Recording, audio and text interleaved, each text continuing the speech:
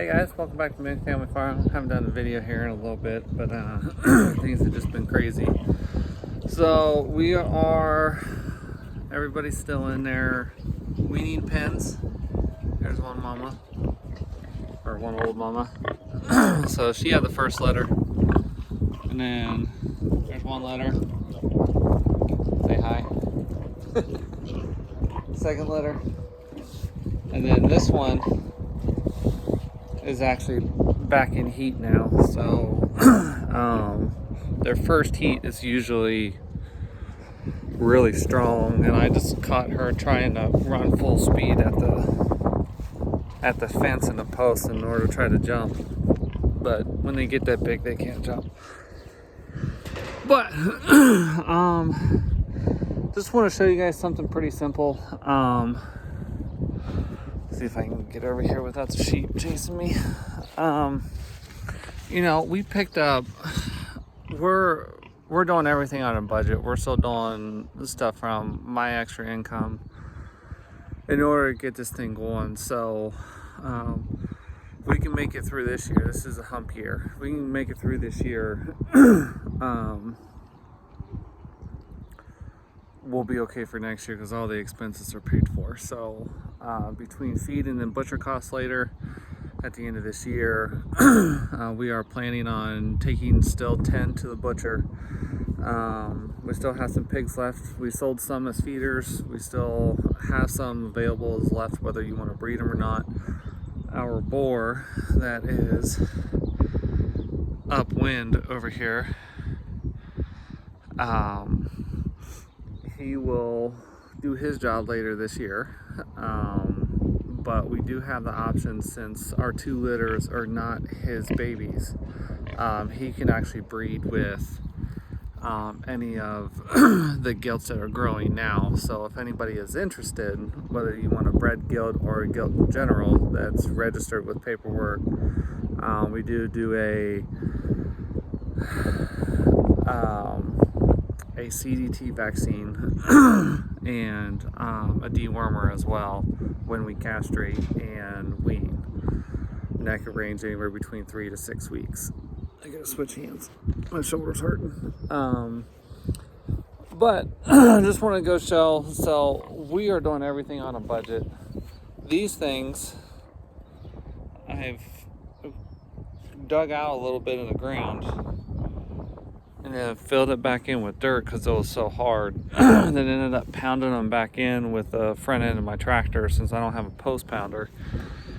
And frankly, my shoulders can't take that much abuse anymore with compacting stuff like that. So, because I did everything else that you see that's a new post where the fence is around this entire property, I did in a matter of about 2 months.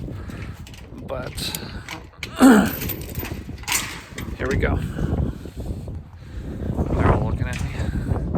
So just want to show you something simple, and this is where, the guy I buy hay from, he found out that well, I put bees on his property. So he actually went out and we were told him that we were looking for some other properties in order to put bees on. So he contacted his buddy, which is another hay guy I use depending on the year and what's available and whatnot, because there's different kinds of quality hay for different things, whether you use it for feed, bedding, and then when you don't overseed from the previous year. But I've got all these posts. I probably got, I don't know, near 80 or 90 of them from them for free. I just came over with my tractor and trailer and picked them up, said, hey, I'm coming over. He said, take whatever you want. So I took the advantage of it, and I did. So in turn for stuff like this, I put bees on his property because he's got clover and alfalfa hay and stuff like that. He's also near, it's an old horse farm from back in the day that was, I don't know, a couple thousand acres. So it helps out his animals and his grass and stuff as well. I also repay those owners with a pound or two of honey after each harvest, as a thank you.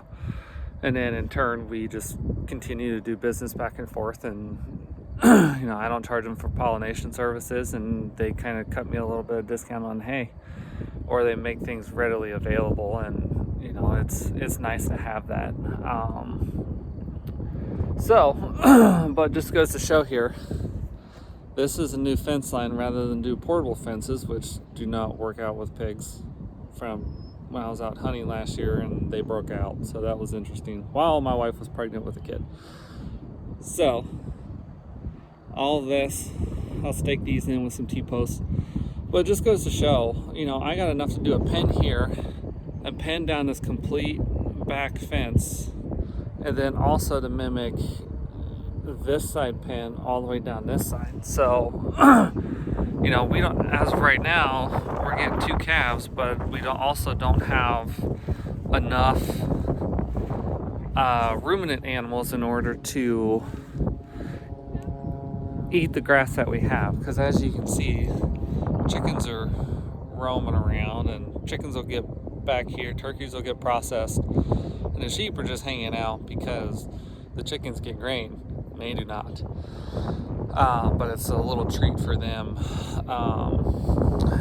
It's always good to treat them with a bucket, so it's just one of those things. But since we don't have enough here, and then we got plenty of pigs, just one of those things that we could rotate them completely back around and still have enough for everybody else. The 2 calves we're gonna get, and then this, I need to do a little cleanup, but this is going to be a holding pen. Just let this grow up. This is going to be a holding pen for the calves, and then anything else that may wander onto our property that we need to feed and kind of quarantine. So we got this. This is the perimeter fence with all new, and then this is actually going to be the boar's pen and kind of the mating pen, because I do not want him in with 10 or 12 gilts that could be pregnant. We don't have property, we don't have the extra income for that many, and we don't have the buyers for it. So it's just one of those things that you need to make sure that your fence is hardy. But yeah, so I'm gonna finish this up in the next week or so. Then eventually there's gonna be water lines run to all these pens, and I can stop building stuff except for shelters, because that's gonna be the next thing. And then after that, it's gonna be let things grow and see what we have time for. We are trying to venture out into doing a couple cattle a year. It'll probably be enough to where we can have one or two to sell to cover the cost for ours for the butcher, but we'll still use the same butcher, 100% traceability. So our meat we deliver is the meat that we pick up. It's sad that not many butchers can say that, but it is what it is. And a lot of people don't know where their food comes from or how it's processed or anything else. So it's one of those that we can educate that. If people are wanting to do a so-called workshop here on the farm, we can do it. We'll have plenty of pigs that we can actually do a butcher and a scald. Basically what that is so you can still have skin on. My parents' generation, you obviously know what that is, but a lot of the others probably do not. And honestly, a lot of the younger generation how do I say this nicely, isn't aware of how things are done. But yeah, so it's a neighbor drove by. She actually bought a half a pig. But yeah, so it's more willing to accommodate people, and educate the public. We would love to do it. Obviously, there would be be a fee for it. We actually do have some hotels that are just up in town, so this would kind of be a 1 or 2 day process. But yeah, it's and something like that, we could always roast off part of the pig too in order to feed everybody for a dinner. My wife has a Serve Safe certification, so it's it kind of works out in its process. But yeah, and right now we're running a 10% discount for referrals. So let's just say if you order half or a whole pig, and then you recommend somebody, say, hey, I ordered half or whole, you should go check this out. If they use your name, your order, the first one, we'll get a 10% discount on it. So we are running that. We do everything by hand here. We don't contract anything out. Plumbing, electrical, foundation stuff, I do it all. If I can't do it by myself, I call my dad when he's in town. And yeah, it's getting there. It's, we have definitely some improvements to make, especially with our gardening stuff. There's just certain things that we've tried over the years due to this was old farm ground. Believe it or not, this behind me 3 years ago was dirt. Or you look over here where this different green starts, that's all beans. So it's all row crops, and there's a lot of things that the farmers conventionally use in the soil that they're told to use. It says it's safe, blah blah blah, but if you ever bought old farmland and try to grow on it, it's almost damn near impossible at times. So you just kind of move around, figure out what works, figure out what inputs you need, do some soil tests. One big thing that we're flipping around between for this year and next year, so all the babies from our litters will come out on all this. We will backseed this fall, and then the moms will go where the greenhouse is, where the storms just absolutely destroyed it. And they'll fertilize that. Then we'll do a cover crop. Sorry, it's a morning. We'll do a cover crop, and then that'll be fertilization for that. And then the next year, they'll be on our current squash patch now. We'll cover everything up, and then most likely what we'll do is we'll just either lay out we're ordering 4x5 bales of hay, so we'll probably try to unroll one, and then that'll be our mulch, so to speak, and then we'll plant down inside of that. For our plants, do seed directly. We'll just do it early, unroll that, and we should be good. But yeah, so we still have some progress to make. There's still a lot of things we need to do. It all takes time and it all takes money. So after this year, we're going to stop putting the extra income into it and just let it feed for itself, so to speak. And we'll still continue to do updates and whatnot. Come stick around if you got interest. If you want to see a hog butcher, if you want to come onto the property, that's something we could schedule if we get enough people to do it.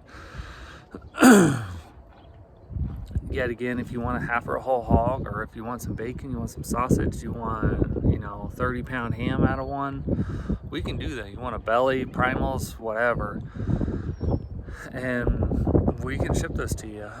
We're using styrofoam boxes, so to speak, coolers, and then with some ice packs. That seems to work. And then we've been doing 2-day shipping on the smaller things. On the larger stuff, we have been able to fit, I think it's half a pig in I forget what size cooler.